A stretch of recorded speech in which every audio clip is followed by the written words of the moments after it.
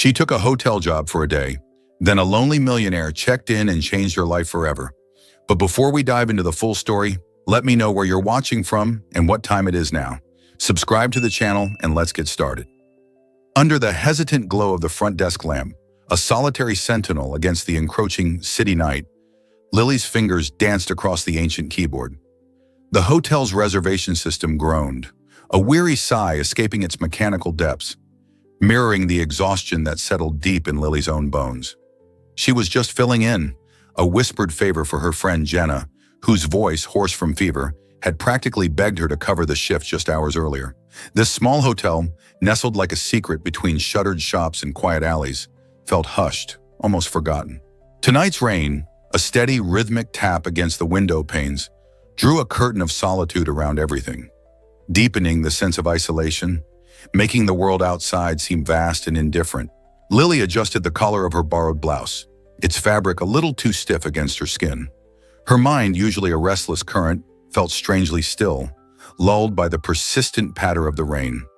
Her days were a tapestry of small efforts and quieter longings. Morning shifts at the bookstore, evenings slinging coffee, and now this unexpected foray into the hushed world of hospitality. Each hour was a coin earned, a tiny step towards the distant dream of a college degree. She yearned for stability, a quiet harbor in the storm of her unpredictable life. Sometimes, when the hotel lobby was truly empty, Lily would glance towards the office where Eleanor, the owner, often sat. Eleanor moved with a quiet grace. Her eyes, deep and knowing, seemed to hold generations of quiet understanding, noticing more in a fleeting glance than most discerned in a long conversation. It was a subtle comfort, a silent anchor in the transient nature of the place. A distant chime, soft as a bell in a forgotten garden, pierced the gentle hush of the lobby. Lily's head snapped up, startled. The heavy glass door eased open, letting in a gust of cool, damp air that carried the fresh scent of rain and wet earth. A tall man stepped in, his figure imposing, yet subtly stooped. Rain, like tears unshed, clung to his black coat, tracing dark rivers down his broad shoulders. He seemed to bend, not from the wind outside, but from some profound, invisible weight that mirrored a deeper sorrow within him. His dark hair, slick and clinging to his forehead, framed a face that was sharp-boned and refined, yet profoundly weary. But it was his eyes that truly seized Lily's attention. They were like hollowed windows reflecting no inner light, as if life had long since withdrawn its vibrant colors from their depths. They held a stillness that spoke of an old, deep pain. Lily cleared her throat, a small, nervous sound in the quiet space. She offered her best smile, a small, fragile lantern against the gathering gloom around him. "Good evening. Do you have a reservation?" she asked, her voice soft but clear, carrying a surprising warmth. He hesitated, standing a little too long in the threshold, as if unsure whether to step further into the light or retreat into the downpour. His silence stretched, thick and heavy. I'm not sure," he murmured, his voice low, almost rasping, like dry leaves scuttling across a forgotten path. "I called earlier." Lily nodded, her fingers already finding their familiar rhythm on the outdated keyboard. "No problem at all. Under what name should I check?" she prompted gently. Another pause. He looked at her then, his gaze unsettling. It wasn't just at her face, but seemed to pierce through her, like someone trying to decide whether to speak a profound truth or simply disappear into the shadows. His eyes, devoid of flicker or shift, held hers for a long moment, a quiet question in their depths. "Arthur," he said finally, his voice barely audible, a fragile whisper in the vastness of the lobby. "Arthur Hayes." Lily entered the name. The system word then displayed the details. "Got it. Room 204. One night, king bed, late checkout." She retrieved a key card, its plastic cool against her fingertips, and extended it to him across the counter. Arthur took the card slowly. Their fingers brushed, a fleeting warmth in the cool air, a brief silent current passing between them. But he didn't flinch, nor did he offer even the faintest smile. His expression remained a mask of profound exhaustion. "Thank you," he murmured, his voice a ghost of a sound. He turned halfway to the elevator, then stopped. Lily watched him, her gaze drawn by his absolute stillness.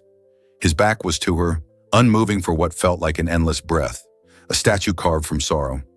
Then he turned his head just slightly, enough that she saw the sharp profile of his face again. His eyes, distant and empty, met hers for a solitary second, a fleeting connection like two ships passing in the deepest fog. Then he stepped inside the elevator and was gone, swallowed by the silent hum of the descending mechanism. Lily exhaled slowly, a long, quiet release. Something about him settled uneasily in her chest, a weight she couldn't shake.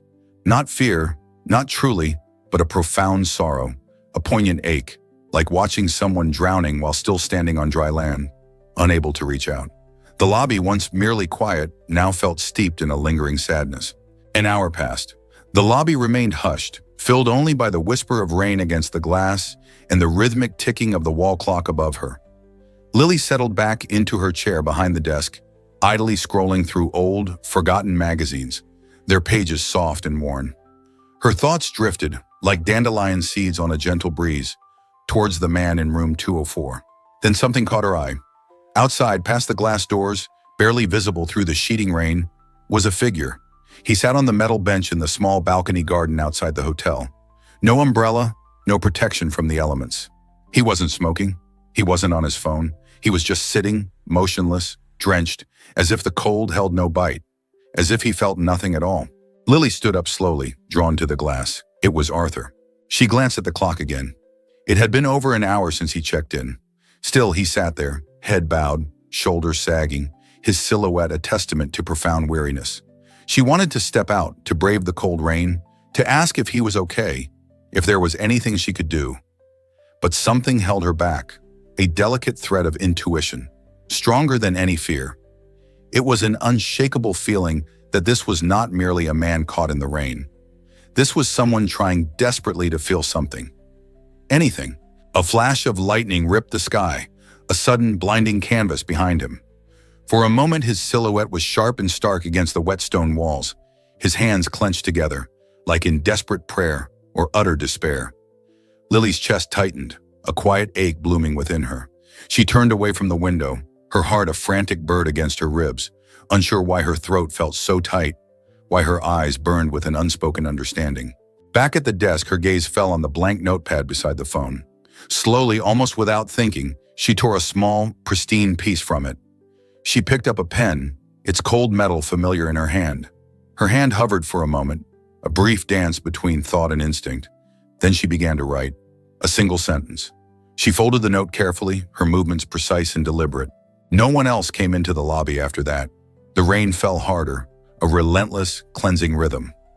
Lily sat quietly, the folded piece of paper resting in her palm, a small, precious secret waiting for the right moment. Just as the city began to dream its deepest dreams, shrouded in a blanket of rain, she moved. The faint strip of warm, golden light glowed from beneath room 204's door, a fragile beacon in the lingering darkness. Lily crouched, the paper clutched in her trembling fingers, a mere breath of hope. She gently slid it under the door, a silent offering to a soul adrift. Her heart thumped in her throat, a frantic bird against a cage.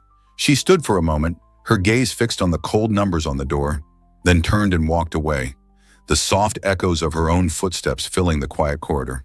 As she made her way back to the front desk, a quiet rustle came from the back office. Eleanor, the hotel owner, emerged, her silver hair a soft, benevolent cloud around her face. Her eyes, deep and knowing like ancient wells, met Lily's. A faint, almost imperceptible smile touched Eleanor's lips, a silent understanding passing between them, like a hidden melody only two hearts could hear. It was a brief, gentle acknowledgement, a shadow half seen in dawn's light, hinting at a quiet secret. Eleanor knew more than her words revealed, for this hotel, and her, held a legacy of such small, profound gestures, a quiet tradition of tending to the unseen sorrows of the passing world, like a patient gardener nourishing delicate blooms.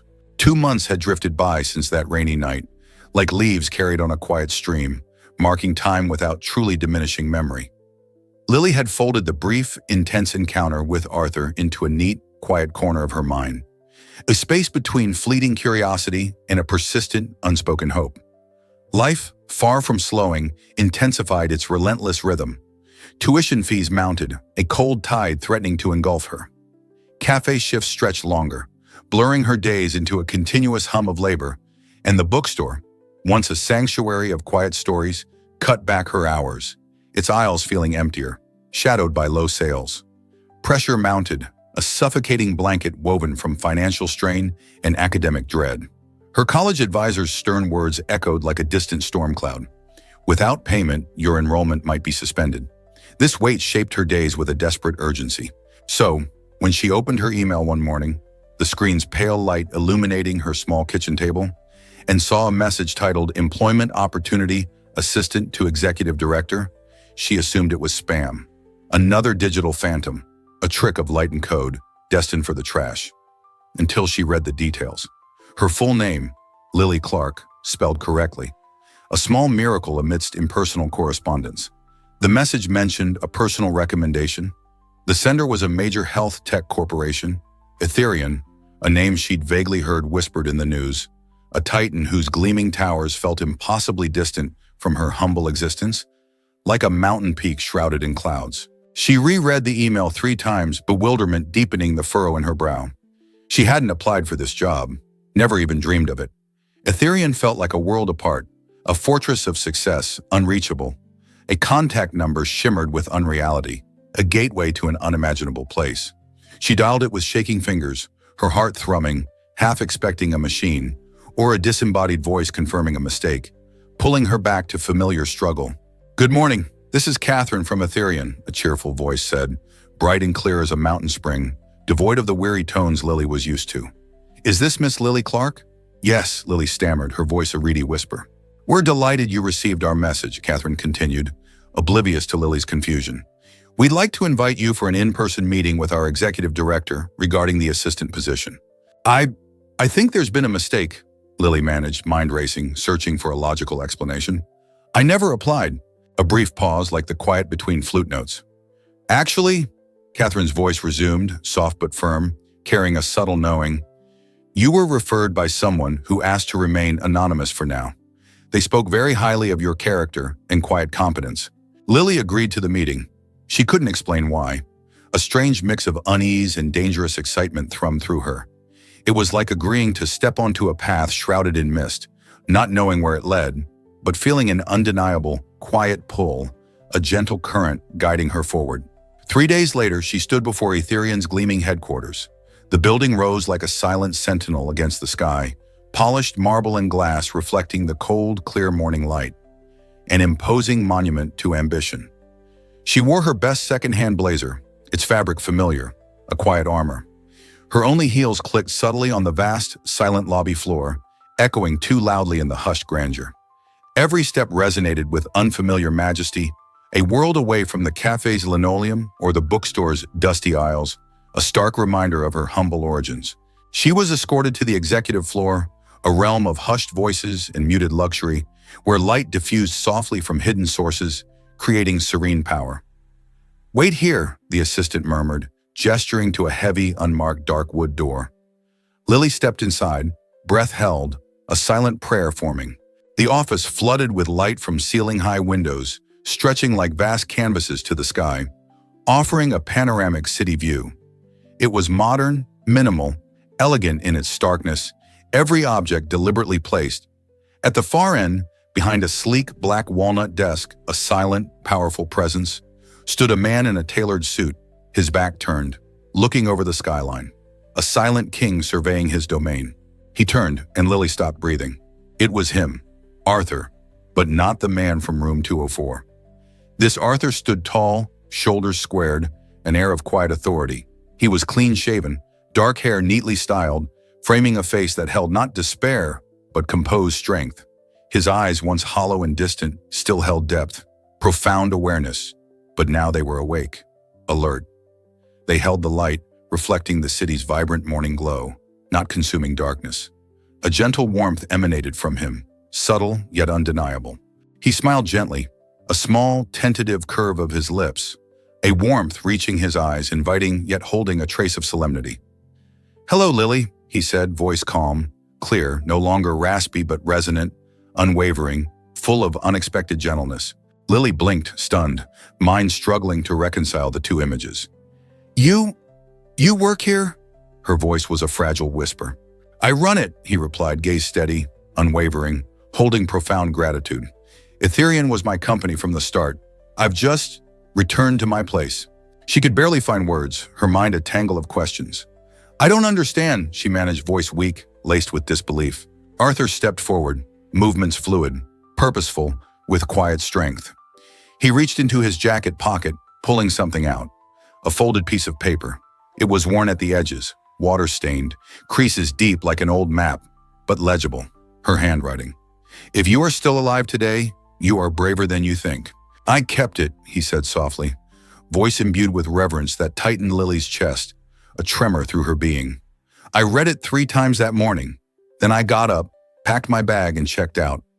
Not because I felt better, not yet, but because I realized someone out there believed I might be worth saving, that someone saw me. Lily stared at the note, her own hands trembling slightly, disbelief rippling through her. Her throat felt tight with unshed emotions, profound awe washing over her. I had planned, he continued, voice dropping, though clear, to end everything that night. I won't lie, I was numb. I believed nothing mattered. The world had gone silent. He paused, eyes deep, meeting hers, a direct, vulnerable gaze holding untold sorrow, yet a new light. But that line you wrote, his voice trembled slightly, like a leaf caught in a gentle breeze, a raw truth laid bare. It interrupted that silence in my mind. It was the first voice that didn't sound like judgment or shame. It was hope. Lily swallowed hard, a wave of emotions rising. Surprise, immense relief, quiet humility. Her simple act, born of instinct, had touched a life so deeply. I didn't know, she murmured, gaze fixed on the paper. I was scared. You looked like someone who needed to hear something real, something to hold on to. You were right, Arthur said, voice quiet, resolute, utterly devoid of pretense. And I needed more than anything to hear that I wasn't invisible, that I still mattered in the quiet scheme of things. Silence settled between them, thick and sacred, like the quiet between breaths, a moment suspended, filled with unspoken depths. Then he motioned to the sleek black walnut desk, its polished surface reflecting light. This position is yours, Lily, if you want it, not as charity, not as repayment, but because I believe you belong in a place where your voice matters, where your quiet strength can make a true difference, a place where you can bloom. Lily looked at him then, truly looked, seeing beyond initial shock. He was still the man from that rainy night, a soul touched by sorrow, but so much more, transformed, rebuilt from the inside out, strong and purposeful. And somehow in the shimmering light of that office, in his profound truth, so was she. His words, like moonlight shifting on a lotus pond, illuminated a truth she hadn't dared to see. Her simple act hadn't just changed his life, it had quietly, irrevocably, reshaped her own view of herself, like a familiar face seen anew under starlight, revealing contours she had never noticed before, a hidden strength within her own quiet heart. Working beside Arthur became the most unexpected rhythm of Lily's life, a melody played on quiet strings, both harmonious and subtly complex. Each morning she entered the towering Ethyrian building with a new quiet resolve, her steps, once echoing with apprehension on the polished marble of the lobby, now finding a more confident beat. Each evening, she left feeling as though she had stepped into someone else's story, a grand narrative unfolding around her, filled with purpose and an unfamiliar sense of belonging. But it wasn't fantasy. It was real, solid as the ground beneath her feet, and it was happening to her, a quiet unfolding she scarcely dared to fully embrace. Arthur, now fully immersed in his role as CEO, was nothing like the cold, distant executives she'd imagined from the outside. Those formidable figures glimpsed in news articles or whispered about in hushed tones.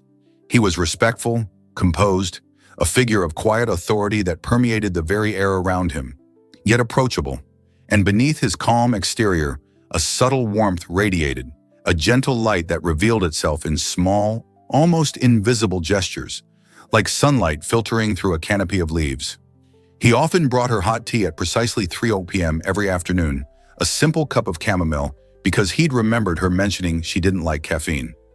The warmth of the mug in her hands was a small, comforting anchor in the sometimes overwhelming tide of her new responsibilities, a quiet blessing.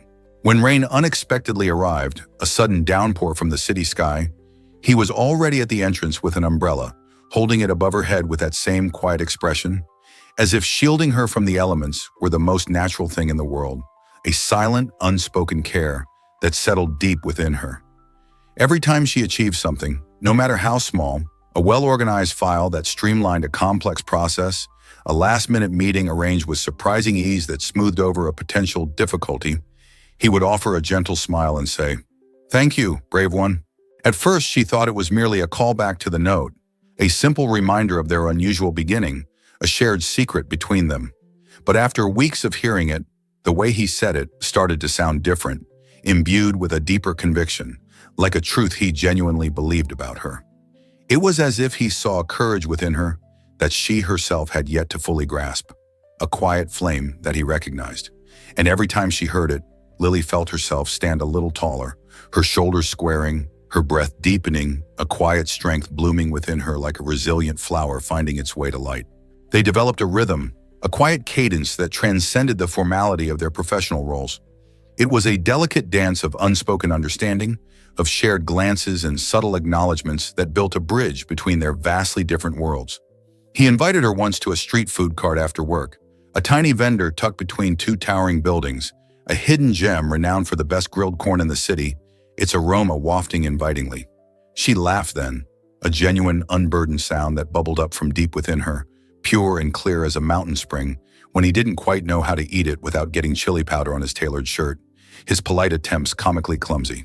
He laughed too, a full and real sound that surprised her with its unexpected depth, echoing softly in the bustling street, a moment of shared human joy. On other evenings, they lingered behind in the company's small, hushed employee library, its shelves laden with quiet knowledge, helping the volunteer staff reshelf books after hours.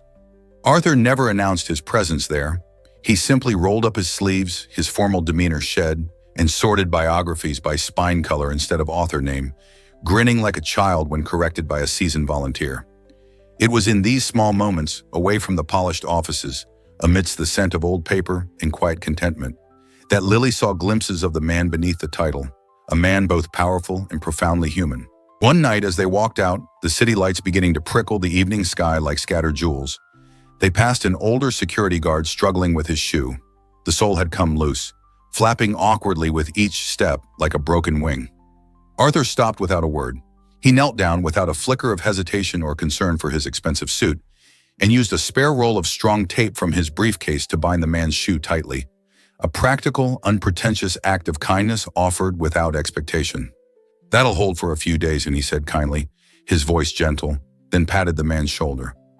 Lily watched, her heart clenched with a quiet emotion she couldn't quite name, a profound respect, a deepening admiration.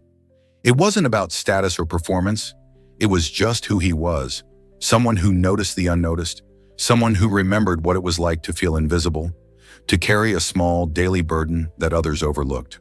And maybe, she thought, that's why he had seen her, truly seen her on that rainy night. They began to talk more, the boundaries of their professional relationship softening, blurring into something warmer, more personal. Not just about work, but about memories, childhood fears, what they had wanted to be before life, with its relentless demands, forced them into survival mode, into roles they hadn't chosen. They spoke of small joys, of simple pleasures, of the quiet dreams they held. But there was always a line, a delicate, unseen boundary neither crossed, a subtle tension in the air. It sat there quiet but heavy, between their chairs in meetings, in the pauses between jokes, in the small silences after laughter. Neither of them acknowledged it directly, but both of them felt it, a gentle hum of unspoken understanding and unasked questions, a silent river flowing between them, its depths unknown. One evening, as they waited outside in the company's side garden, just a narrow green strip between buildings, adorned with two worn benches and a single cherry tree, its branches bare against the coming winter sky, Lily broke the silence. Her voice was soft, barely a whisper against the city's distant murmur, like a secret confided to the dusk, fragile yet determined. "I used to sell bottled water in movie theaters, Arthur." He turned, brows slightly raised, his gaze a quiet invitation, a gentle pull towards her story, an earnest desire to understand. "I wore a uniform 3 sizes too big. My shoes always squeaked when I walked. I dropped a whole tray once and cried in the break room for an hour." Her words tumbled out, small, raw confessions, details from a life far removed from this gleaming corporate world. He said nothing, simply waited, his presence a comforting anchor, a silent listener whose understanding felt boundless. She looked away, fiddling with the sleeve of her cardigan, tracing the worn fabric, seeking comfort in the familiar. "I never finished college," she continued. The words a familiar ache in her throat, a persistent shadow on her aspirations. "Couldn't afford it. Most days I still don't know half the jargon people use here. I Google things when I get home. I rehearse answers before meetings, just so I don't sound foolish." Arthur's voice was low, warm, a steadying hand, utterly devoid of judgment. "Lily, you are doing more than fine. You are extraordinary. Your quiet diligence, your natural intelligence, they shine through." She smiled then, a small, polite curve of her lips, but it didn't quite reach her eyes. A shadow lingered, a persistent doubt. I don't belong in a place like this. Not really, I'm not polished like everyone else." Then, almost like a whisper, her voice thin with vulnerability, she added, "I'm just a girl who once sold water at the movies. I don't belong in your world, Arthur. Not truly." The words hung in the cool evening air, fragile and true, echoing her deepest insecurity. Arthur turned fully toward her, his expression not pity, which Lily would have recoiled from with sharp pride, but something deeper, something careful, profoundly understanding. He opened his mouth to respond, a thought forming, but paused instead, as if words were insufficient. He reached into his pocket and pulled out the same note she had written, the one he still carried, folded with care, its edges softened by time and touch, a testament to its constant presence in his life, a silent, powerful reminder. He didn't say anything. He didn't need to. He simply held it, the worn paper a silent bridge between their two worlds, a profound statement in itself. And in that moment, Lily wasn't sure if she felt comforted or more afraid of how deeply this man could see her, how his quiet act of holding on to a simple piece of paper seemed to weave into a deeper thread, tied to a memory and a meaning she hadn't noticed before. The unspoken question of where she truly belonged, and the subtle shift that began to pull her heart away from the very world he inhabited. The gesture, meant as a reassurance, instead sharpened her fear that she might lose herself, the girl from the humble movies, in the profound kindness and luminous world of Arthur Hayes. It was late, well past office hours, and the Ethyrian building had fallen into a gentle hush. It was a vast, quiet space where only the echoes of the day's work seemed to linger. Outside the vast windows, the city glowed softly, its sharp edges muted under the falling dusk, like a watercolor painting after a light rain. Its vibrant life was settling into a dreamlike tranquility. Lily and Arthur sat across from each other in the small break room, the shared silence between them growing. Their half-empty mugs of tea cooled, their warmth slowly fading, mirroring the gradual descent of the evening. Arthur looked tired, but not the weary exhaustion that came from long meetings or endless emails. This was a deeper weariness, born in the bones, the kind that settled quietly in the soul, like fine dust in an ancient, cherished house. "I owe you a story," he said quietly, his voice a low current, his eyes fixed on the swirling tea in his cup, as if the answers, the words he sought, lay hidden within its depths. Lily tilted her head, her gaze soft, listening, her presence a quiet invitation, a gentle space for truth to unfurl.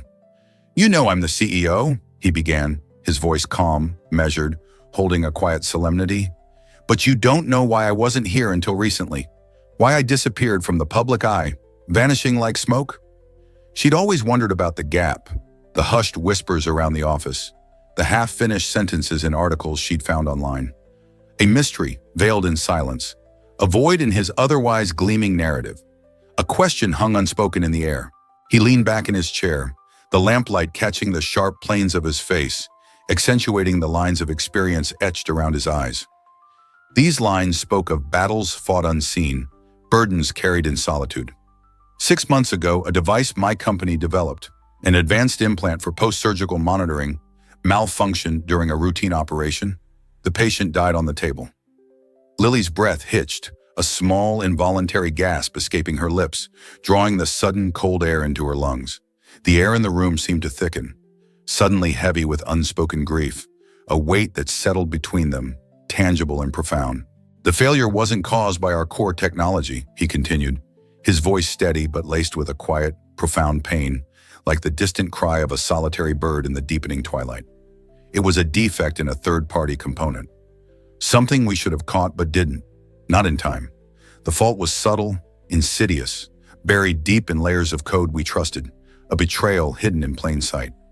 He paused, his gaze drifting to the window, lost in the city's distant glow, his thoughts wandering back to that dark time, a landscape of despair. The media didn't care about nuance. Headlines screamed, "Tech CEO plays God with human lives. Ethyrian's gamble turns fatal." They painted me as a monster, a man devoid of conscience, a villain in a tragic tale. He swallowed, his throat working, a visible effort. Investors fled. Our stock collapsed overnight. Millions gone, vanished like mist in the morning sun. I stepped down to protect what little integrity the company still had, to shield the good people who worked tirelessly beside me from the storm I'd unwittingly brought. Lily sat in stunned silence, the immense weight of his words pressing down on her, creating a heavy stillness in the room. The image of the distraught man on the hotel balcony, soaked by rain, his body a testament to despair, suddenly made agonizing, heartbreaking sense.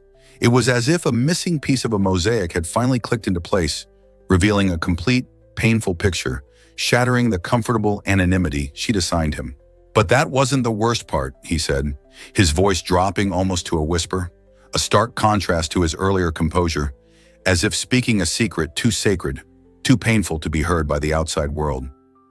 "The brother of the man who died, he found me, waited outside the courthouse day after day, a silent accusation, his eyes burning with a quiet, unyielding fire."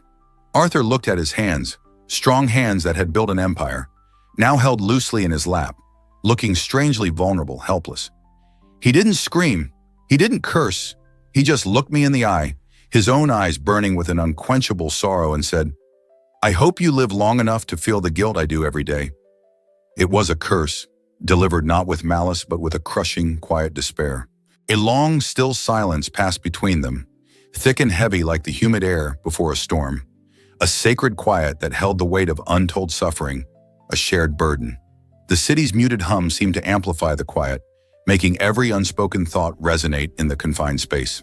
"That night," Arthur continued, his voice gaining a fragile steadiness, like a distant whisper growing into a gentle breeze, "was the first time I didn't sleep at all. The guilt, it ate through me like acid, corroding everything I believed about myself, leaving only emptiness. Not because I pulled the trigger, no, but because I built the gun, and people trusted me with it, placed their fragile hopes in my hands, and I failed them." He looked down at his hands, then back at Lily, his gaze unwavering, vulnerable, yet holding a new, profound understanding. "I started drifting, walking through days like they weren't real, like I was moving through a dream, disconnected from everything. I stopped taking calls. I couldn't touch a prototype without shaking. I told myself I was a disease in the shape of a man. Everything I created, everything I touched, seemed destined to hurt someone, to bring only sorrow." Lily's eyes burned, a quiet ache in her own chest, a familiar thrum of empathy, for she knew, in her own small way, the weight of unseen burdens. She saw not just Arthur, the CEO, the powerful figure, but Arthur, the man laid bare by the raw truth of his suffering, stripped of all pretense, humbled by life's cruel hand. "And then," he said, a faint, almost shy smile touching his lips, a small flicker of light in the vast darkness of his recounting, "I checked into a small hotel, the one where you worked. No luggage, no return ticket. I didn't plan to check out. I had lost all purpose, all will, and sought only the quiet end to it all." He reached into his wallet, his movements deliberate, pulling out the now crumpled note, its creases deepened, its edges softened by countless touches, a testament to its constant presence in his life, a silent, powerful reminder of a turning point. "But under the door," he murmured, his gaze on the paper, imbued with a profound reverence, "this was waiting for me." He handed it to her, a sacred offering, a piece of his reclaimed life. Lily took it with shaking fingers, the worn paper a fragile bridge between their paths, a tangible link to a moment of desperate hope, to a choice made in the darkest hour. "If you are still alive today, you are braver than you think." "I read it," he said, his voice imbued with a quiet awe, a deep gratitude that shone in his eyes. "I read it 10 times. I traced the words with my finger, over and over, letting them sink into the numbness. And for the first time in weeks, months, I cried, truly cried, a release I didn't know I needed, a river of pain finally flowing. And then I ordered breakfast. The simplest meal, and it tasted like a miracle, a new beginning. Arthur leaned back again, his voice steadier now, like a river after the floodwaters recede, leaving behind fertile ground, capable of new growth. That day, I decided to stop hiding. I decided I had to fight, not just for myself, but for the truth, for the memory of the life that was lost. I hired independent investigators, forced open-sealed reports, reran every test, every line of code, leaving no stone unturned. He paused, a flicker of his old determination returning to his eyes, hardened by experience, but now tempered with wisdom. It took 3 months of relentless work, but the truth came out. It wasn't our tech. It wasn't my team. It was a flaw in one supplier's code, buried under 10 layers of subcontracting, a treachery I couldn't have foreseen, a ghost in the machine. Lily remained silent, her mind reeling from the enormity of his journey, the sheer scale of his fall and his quiet, arduous rise, the quiet strength that had carried him through such darkness. I didn't sue. I didn't announce anything to the public. I didn't seek revenge or public vindication. My only goal was to find the truth and heal. I took the report to the victim's family myself. I sat with them week after week for 2 months, listening, acknowledging their pain, sharing my own, bearing witness to their grief until their son's name didn't taste like acid when I said it, but like a memory that could be held with gentleness. He looked at her, his gaze unwavering, profound, full of a quiet understanding. And the company, it's recovering, he said slowly, a quiet pride in his voice, not of conquest but of resilience. We've rebuilt most of the trust, but I came back different. I came back knowing power isn't about vision alone. It's about profound responsibility, about the human lives that touch every line of code, every innovation, every decision. His voice lowered, a profound truth echoing in the quiet room, settling in the air between them. And that's when I found you again, Lily. A voice of hope in my darkest hour, a light when I saw only shadows. Lily's hands trembled slightly as she placed the note down on the table, its worn surface a testament to a life regained, a silent anchor in their shared narrative. Her throat tightened and her chest ached in a way she couldn't explain, a complex mix of admiration, empathy, and a burgeoning fear. She had walked into this job thinking she was just a helper, a lucky girl, an afterthought, a convenient solution to a problem. But sitting across from this man, hearing the raw, unvarnished truth of his darkness and his quiet, relentless fight for light, she realized something powerful. He wasn't a hero in the way stories often painted them. He was a survivor, broken and rebuilt, like an old village road after a flood, painstakingly repaired, stronger than before, yet bearing the scars of its journey. And so was she, in her own quiet way, forging her own path through life's tumultuous currents, trying to mend her own fractured sense of self. The heart's stirring had begun to ripple outward, visible in small deeds and unspoken words between them, deepening the bond, creating a profound, quiet connection. But the profound truth of Arthur's journey, like a sudden crack appearing in a village well, unveiled a subtle yet undeniable rift within Lily. She felt the warmth of his story, the immense weight of his trust, the beauty of his gratitude, the gentle glow of his kindness. But a quiet fear bloomed within her. She was inextricably entwined in his healing, in his new powerful world. And in doing so, she feared she might be subtly losing herself, stitching her own identity into the fabric of his remarkable life, risking the girl who once sold water at the movies, the one who found strength in simple solitude. This shared shadow, this deeper empathy, paradoxically sharpened the subtle wound within her, reminding her of the fragility of her own unformed self, adrift in a sea of his making. The weeks following Arthur's profound revelation were the gentlest Lily had ever known, yet beneath the surface they hummed with a quiet tension, like strings tuned almost to breaking point.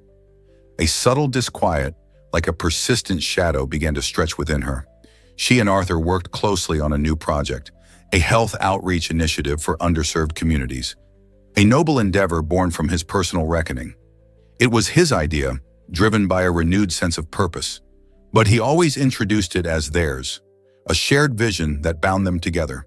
They mapped out mobile clinic routes, partnered with nonprofit organizations, and visited local centers, building something real and tangible.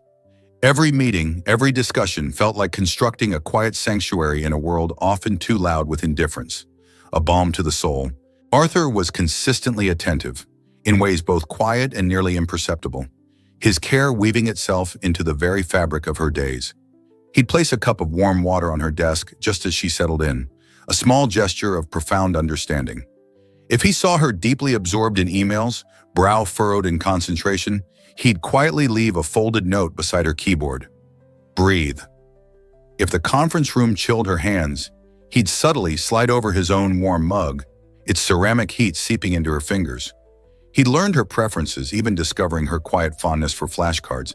And one day, tucked between meeting folders, she found a fresh pack labeled, "Today's English from your quiet supporter."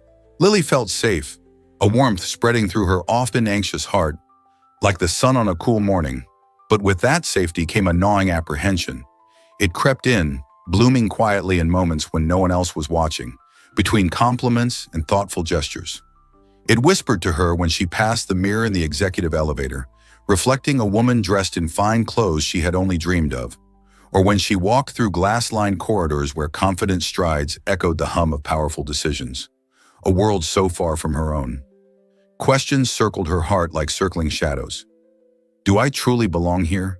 Or am I merely passing through someone else's radiant world, a fortunate ghost in a borrowed life? Was she genuinely building her own path, or simply walking in the undeniable light of another's remarkable journey? At one of the company's formal networking dinners, an event shimmering with 1,000 tiny lights and the clinking of glasses, Lily felt the weight of this question most acutely. She wore a simple navy dress, borrowed from a neighbor, and tucked her hair back with trembling fingers, her usual earnestness veiled by a veneer of practiced elegance. She tried to move as if she belonged, to speak as if she belonged, her voice a practiced murmur in the sophisticated hum of conversation. But then came the whisper near the dessert table, where two colleagues stood chatting. Well-dressed, confident, the kind of people who'd never once offered a casual hello. Their voices, though low, carried through the murmur of the room sharp as flint. One of them glanced toward her and smirked, his eyes dismissive. "Nice of the CEO to bring his assistant," he said, the words laced with a venomous sweetness, a subtle sneer. "Though I guess when someone saves your life, it buys them a seat at the table." The other chuckled, a dry, dismissive sound that scraped against Lily's soul.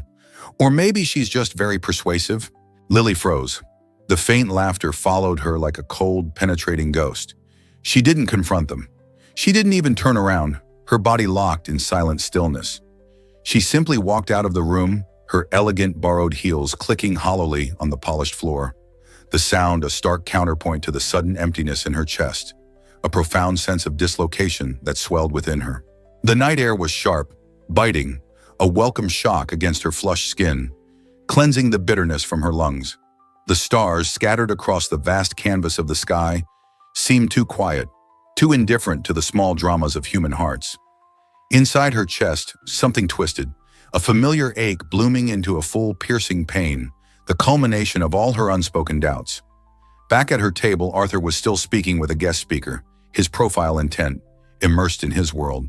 He hadn't noticed she'd left, or perhaps he had, but chose, with his characteristic quiet understanding, to give her space. It didn't matter. She returned briefly, just long enough to slide a folded note onto his plate, a silent message amidst the clatter and cheer, a final offering. Then she left. The note read, "You saved me from despair, but now I need to save myself from forgetting who I am." She didn't go home right away. The thought of her small apartment, a quiet echo of her solitude, felt suffocating. She walked for hours, her feet pounding a steady rhythm on the unfamiliar pavements, through neighborhoods that reminded her of where she came from. Past closed markets, their stalls empty and silent beneath the streetlights. Past dimly lit corners where no one knew her name, where her past self felt tangible. Every street lamp, every shadowy corner, seemed to hold a version of the girl she used to be, the one who navigated life with scraped knees and a fierce, quiet independence, the girl who owned her struggles without adornment. Lily wasn't angry. Her emotions were far too complex for such a simple feeling. She was afraid that she was starting to measure her worth by the gentleness of someone else's world, by the reflected light of Arthur's immense kindness, by the comfort of his generosity. Afraid that every kind thing Arthur did, though real and beautiful and filling her with a strange, deep warmth, might also be subtly stitching her into a life she hadn't yet earned. A life that wasn't truly her own. a gilded cage built on another's compassion. She needed to step back, not to escape him, not to sever the bond that had formed between them, but to find herself, independent of the man who had once made her feel seen in her darkest hour. For if love were to truly grow, and she was honest enough now, in the quiet solitude of the night, under the indifferent gaze of the city stars to name it love, it had to bloom between two whole people, not one reaching up in need and the other pulling down in kindness. She owed that to herself, and she owed it to him, to approach him from a place of equal footing, of self-possession. A gentle reckoning was taking place within her, a quiet shift in the landscape of her soul, like moonlight shifting on a lotus pond, revealing contours previously hidden. Lily handed in her letter the following Monday, a quiet, resolute act. It wasn't a resignation, not in the harsh, final sense of the word, but a request for an indefinite leave of absence.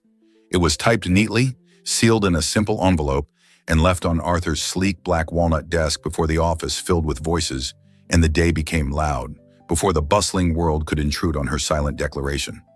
She didn't wait for his reaction. She didn't linger for approval. The letter said everything she needed it to. Thank you for believing in me. Thank you for helping me begin. But now I have to walk this next part of the road on my own, to build my own foundation. She left her Ethyrian badge beside the envelope, its lanyard coiled neatly like a ribbon on a gift, a symbol of a chapter gently closed, a phase completed. Then she walked out through the glass doors without a goodbye, without a backward glance. But she knew somehow he would understand. What she had sought, perhaps a comfortable belonging, a secure place in his magnificent world, was not what she found. Instead, the path, gentle and true, led her, unexpectedly, to a quieter, truer home within herself. A sanctuary she built brick by quiet brick. 2 years unfurled like petals in the morning light, each day a gentle unfolding of purpose and growth, shaping Lily into a woman standing firmly on her own ground. She stood before a packed auditorium, the warm glow of the stage lights a soft embrace on her face, the microphone gentle and familiar in her hand.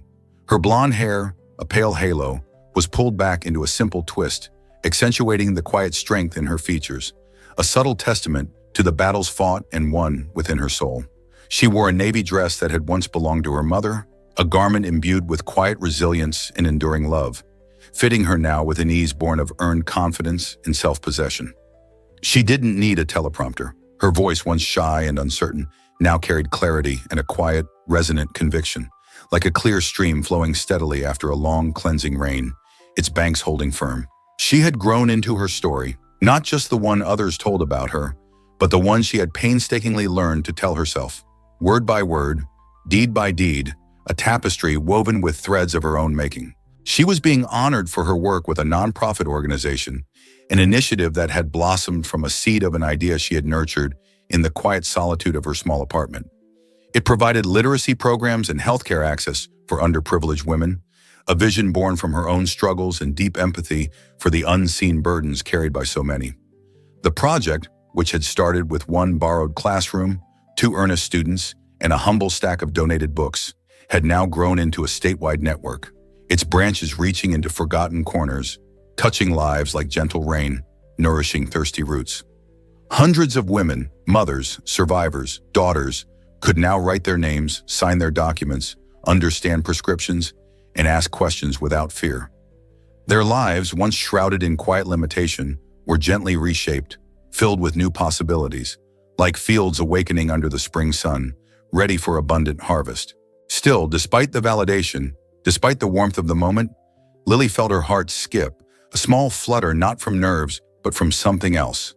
A sense that the moment, for all its triumph and public acknowledgement, wasn't quite complete, like a beautiful melody missing its final, resonant chord, a quiet space waiting to be filled. When the applause finally faded, replaced by a gentle murmur of conversation and joyful congratulations, and the formalities of the ceremony ended, she stepped off the stage and moved into the crowd. She shook hands, hugged old friends, her laughter once rare, now bubbling up easily as she embraced the women whose lives now intertwined with hers, a rich tapestry of shared journeys and quiet victories. For a moment she paused, seeking out Eleanor amidst the dispersing crowd, their hands clasped, a brief or firm connection, warmth flowing between them. "You've grown into your truth, Lily," Eleanor murmured, her voice soft, like rustling leaves in a gentle breeze. The hotel was always a place for quiet beginnings, for those who needed a breath. You carried that breath forward into the world, just as it was meant to be. I always knew there was something special in your eyes, like the dawn breaking. Lily felt a profound gratitude, a deeper understanding of the thread that connected her, not just to Arthur, but to a hidden history of hope, a quiet, enduring tradition Eleanor had nurtured for so long. And then she saw him. He stood in the back row, away from the spotlights and cameras. A tall, composed figure, dressed in quiet gray, his presence unassuming, yet unmistakable amidst the fading celebration. His hair was a little longer now, a touch of silver at the temples, like moonlight caught in a dark forest, hinting at the passage of time and the wisdom it had brought. Not sorrow. Arthur. He hadn't reserved a seat at the front. He hadn't sent flowers or a message beforehand. He had simply come, a silent, unwavering presence, a witness to her unfolding, his gaze fixed on her. Their eyes met across the crowded room, and in that moment, everything else, the noise, the lights, the movement, seemed to fade, becoming a soft blur around them, as if the world had hushed just for them, recognizing the profound weight of their shared journey. Later that evening, they found themselves walking together along the riverside, the same river where 2 years ago Lily had walked alone on a stormy night, lost in questions, seeking answers in the rushing water, a soul adrift. The air now was cool, tinged with the familiar, comforting scent of coming rain, a promise in the evening breeze. The path was quiet, the city lights muffled in the background, a distant glow against the darkening sky, its familiar hum a low thrum that blended with the gentle murmur of the water, a symphony of peace. The lamplight flickered on the water's surface, dancing like a memory returning home, soft and reassuring, illuminating their path forward. "I never expected to see you today," Lily said softly, her voice a gentle ripple on the quiet air, a warmth spreading through her, utterly devoid of surprise, only comfort. "I never stopped following your work," Arthur replied, his voice calm, clear, like still water reflecting the sky, holding a quiet certainty. "From afar I saw the true measure of your courage, your beautiful resilience, blooming for all to see. It was inspiring." She turned slightly toward him, the corner of her mouth lifting in a small, knowing smile, a shared understanding passing between them, deep and unspoken. "You never said a word." "I didn't need to," he said, his gaze steady, profound. "You were already saying everything, Lily, through what you did. Your actions spoke volumes, far more eloquently than any words I could offer. You found your own way back to yourself, and in doing so, you illuminated a path for so many others, just as you did for me." They paused by a worn wooden bench that overlooked the water, its surface reflecting the soft, muted city lights. Lily traced the smooth, cool wood with her fingers, then looked at him, her heart holding its breath, a question unspoken but present in her eyes, a silent invitation to a deeper connection. "Do you still have it?" she asked, the question a whisper, fragile yet full of meaning, reaching for the core of their beginning, the very spark of their story. Arthur reached into his wallet, his movements careful and unhurried, a deliberate act that held profound significance. He pulled out the worn, water-stained piece of paper, its creases now deep and familiar, its edges softened by countless touches, the same one she had slipped under his hotel room door so long ago. "If you are still alive today, you are braver than you think." Lily's breath caught in her throat, a tiny gasp of profound emotion. "You kept it." "All my life," he said, his voice quiet, yet resonant with conviction. He held her gaze, his eyes once hollow, now full of a steady, unwavering light, a testament to his rebirth. "Because it gave mine back to me, Lily. It brought me back to the light. You brought me back." He didn't propose. She didn't ask for a promise of forever or a future bound by societal expectations. Their connection transcended such conventions, but he reached for her hand, his fingers strong and warm, holding it gently, his touch a silent promise that resonated deep within her soul. And when he leaned forward to press a kiss to her forehead, soft as a morning breeze, it said everything words could not. Not a grand declaration, but a recognition of now, of two lives that had intersected, not out of mere luck or desperate need, but out of a profound purpose, a shared journey of healing and self-discovery. In the weeks that followed, Arthur returned fully to his foundation work, now mentoring young tech innovators in ethics and emotional leadership, a legacy born from his own painful transformation, ensuring others built with a conscience. Lily continued her outreach programs, expanding into rural health education for young mothers, building a network of empowerment that stretched like a nurturing vine. They didn't move in together. They didn't need to. Their connection was a deeper current, flowing beneath the surface of their independent lives, a mutual understanding that ran deeper than daily proximity. But sometimes at the end of a long day, a message would appear on each other's phones. A single line, a quiet affirmation, a shared truth that needed no further words. Today I am still alive, so I guess I am still braver than I think. It wasn't romance in the traditional sense, not yet, but it was something more durable, more profound. It was a shared understanding, a quiet strength, a bond forged in vulnerability and mutual respect. Somewhere between exhaustion and growth, Lily realized she wasn't just surviving anymore. She was living, truly living. Each rent check paid, each child she helped read a paragraph without stumbling. Each night she fell asleep on her own terms. It was all a thread, weaving a life that finally felt like her own design, a masterpiece of quiet resilience. And still, some nights, when the city grew quiet and her textbooks were closed, she would open her journal and write. One entry, penned under the hum of midnight rain, remained her favorite, a distillation of their shared journey.